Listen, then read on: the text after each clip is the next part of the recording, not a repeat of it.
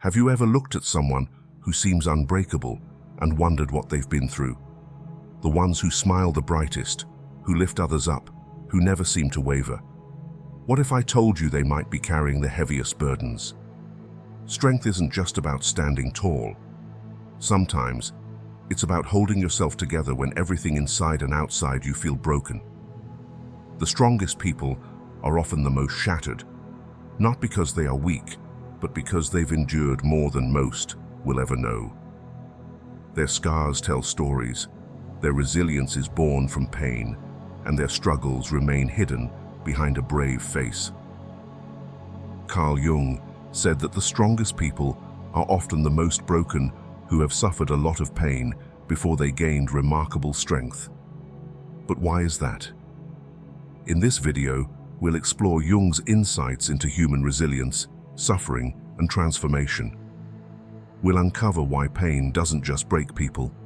It shapes them, strengthens them, and, in many cases, makes them who they are. Today, we explore the connection between strength and struggle, and why those who have endured the most often shine the brightest. Carl Jung believed that suffering and brokenness play a crucial role in shaping human strength and transformation. He often spoke about the idea that those who have faced deep pain and hardship develop a greater sense of self-awareness, resilience, and wisdom. Jung saw suffering not as something to be avoided, but as a necessary part of personal growth. He argued that the process of individuation, the journey to becoming one's true self, often requires confronting one's darkest fears, traumas, and inner wounds. Jung also suggested that those who appear the strongest have often endured the greatest struggles. He believed that people who suppress their pain and carry on despite their suffering develop an outer resilience, but deep inside, they are shaped by their past wounds. He saw this paradox as a fundamental truth of human psychology. True strength is not the absence of struggle, but the ability to grow through it. In his view, those who have been broken by life's challenges often gain a deep insight, empathy, and an ability to help others because they have navigated suffering themselves. Do you know the myth of Prometheus? High above the earth, in the realm of the Titans and gods, there was one who dared to defy the will of Olympus, Prometheus the firebringer. He was no ordinary Titan.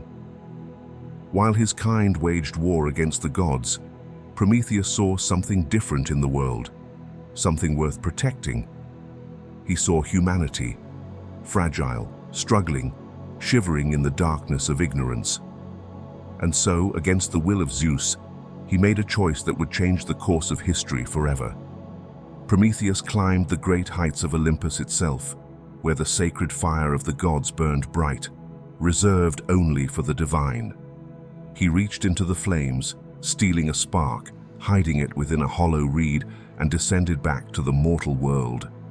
That single spark ignited more than just fire. It awakened knowledge, progress, and power. Mankind, once weak and vulnerable, now had the tools to build, to create, to thrive. But Zeus, the king of the gods, was furious. Fire was a divine gift, never meant for mortal hands. And so, in his wrath, he sentenced Prometheus to an eternity of suffering.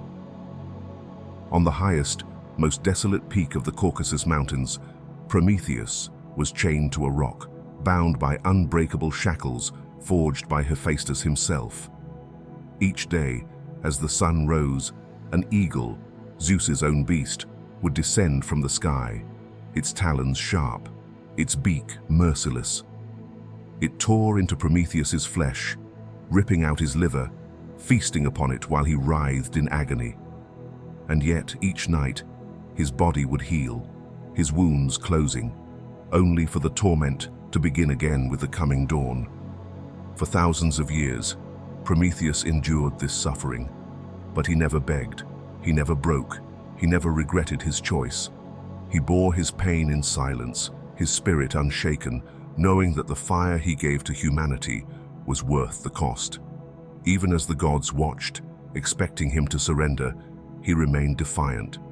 His suffering, became his strength. And then, something extraordinary happened.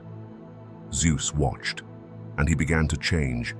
At first, he had punished Prometheus to assert his power, to teach him a lesson. But as the years passed, he saw something he had not expected. Prometheus did not curse the gods. He did not falter. Instead, he endured with grace, with wisdom, with the quiet power of one who knew he had done what was right. And in the end, Zeus, the very god who had condemned him, was moved. Struck by Prometheus's resilience, he made a decision no one expected. He allowed him to be freed. The mighty hero Heracles was sent to break the chains, and for the first time in ages, Prometheus stood once more, scarred but unbroken. His suffering had not been in vain. He ended up invoking humanity and gods. This myth, of course, is more than just a story. It is an example to the truth that the strongest people are often the most broken. Like Prometheus, those who endure the greatest suffering often carry the deepest wisdom. Their struggles do not make them weak.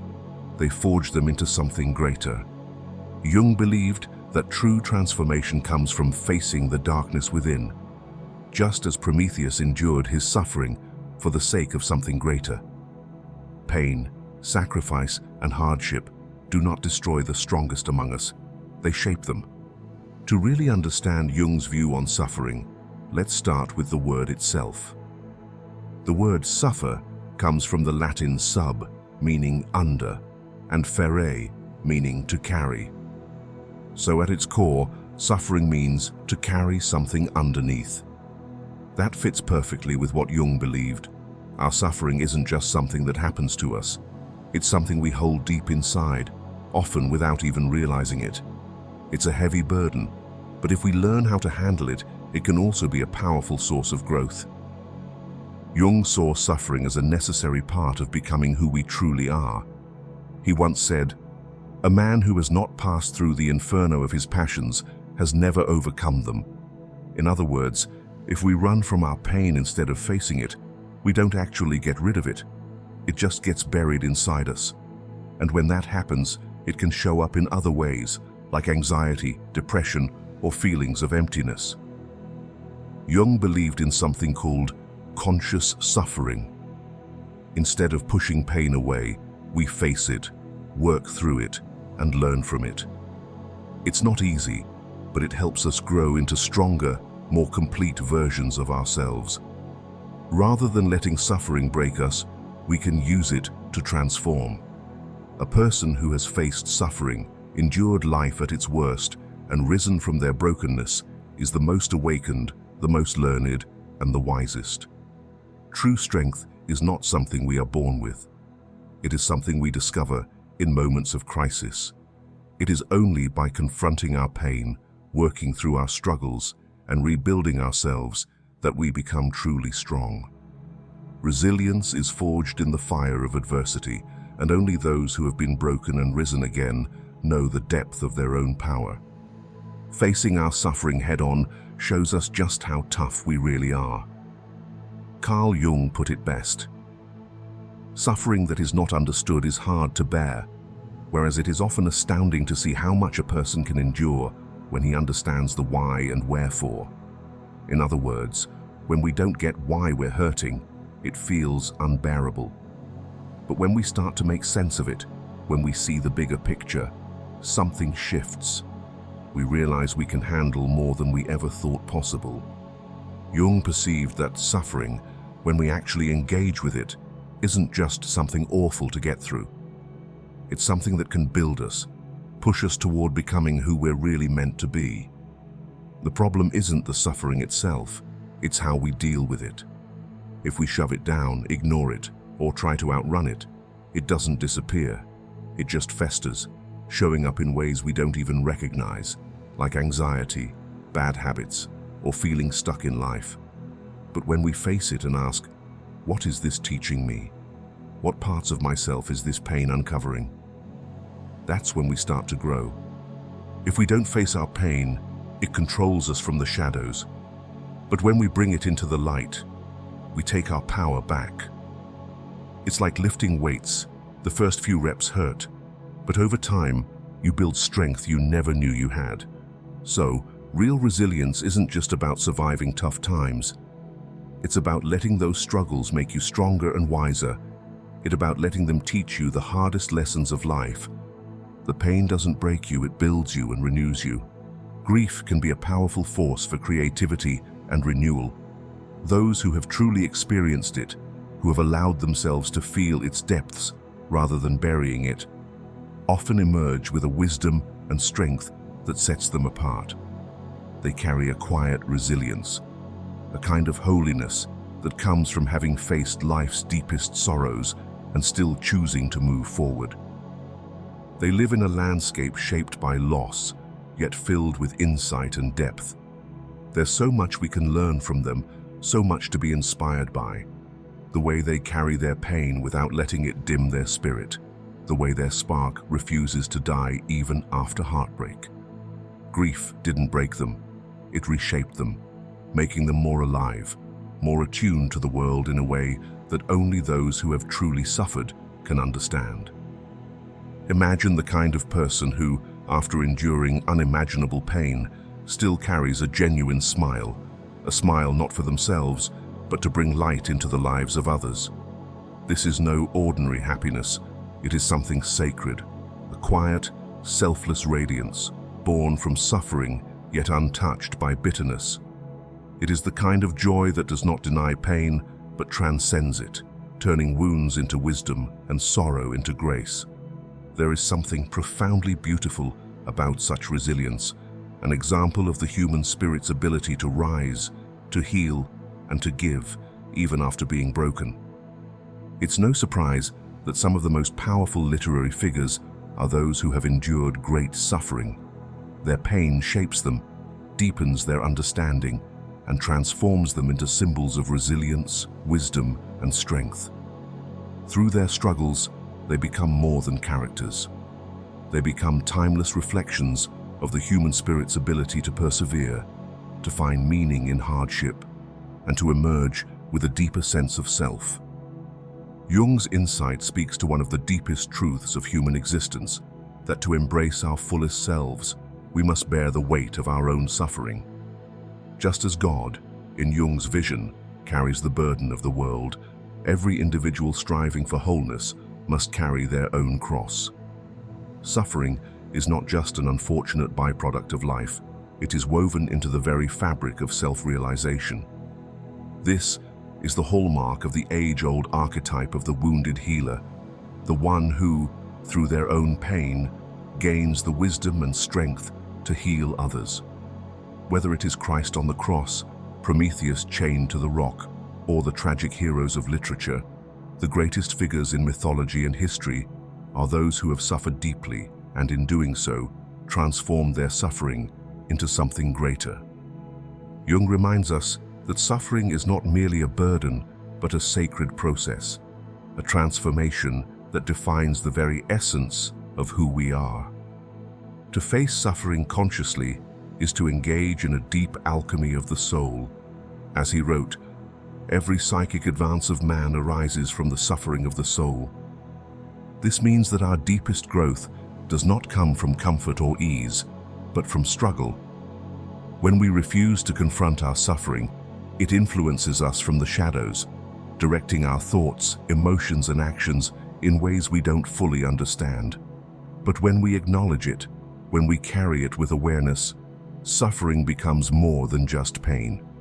It becomes a path not to despair, but to wisdom, strength, and self-realization. Comfort may feel pleasant, but it does not challenge us, deepen our understanding, or help us grow. When life is too easy, we remain untouched by the struggles that build resilience and wisdom. Without hardship, there is no real insight, only a shallow existence that lacks meaning. True growth comes from discomfort, from facing obstacles that test both our body and spirit. When we avoid challenges, we weaken ourselves, becoming fragile in the face of adversity.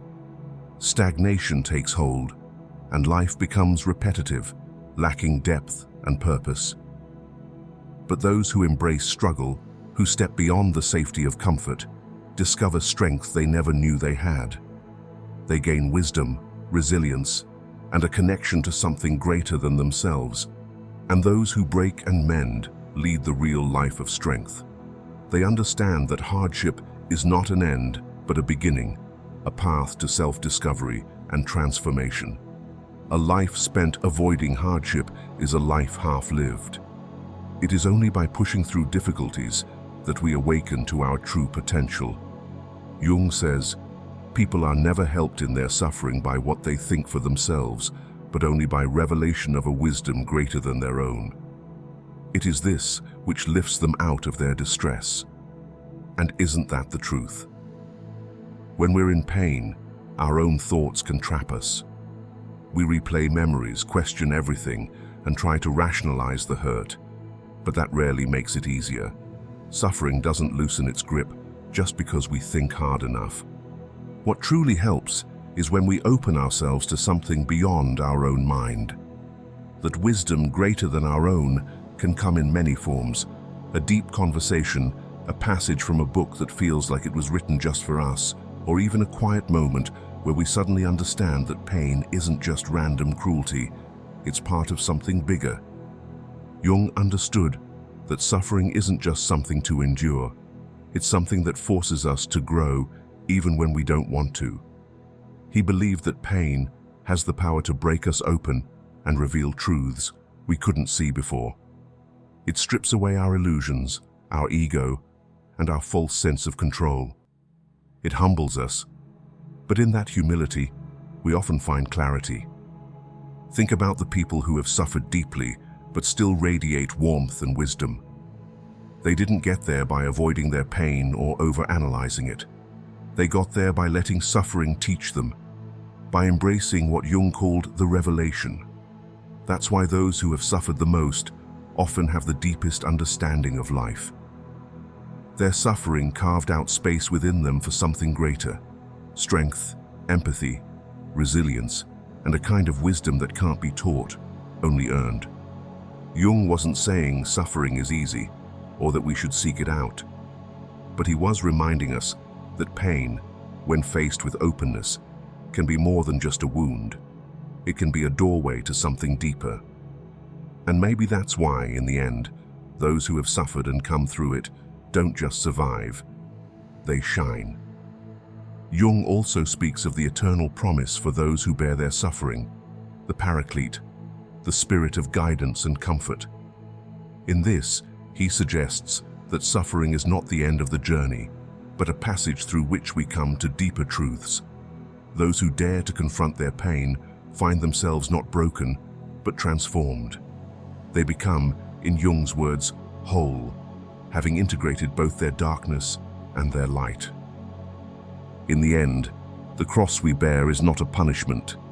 It is the price of awakening. And through it, we may find not only our truest selves, but the quiet, enduring grace of something far greater.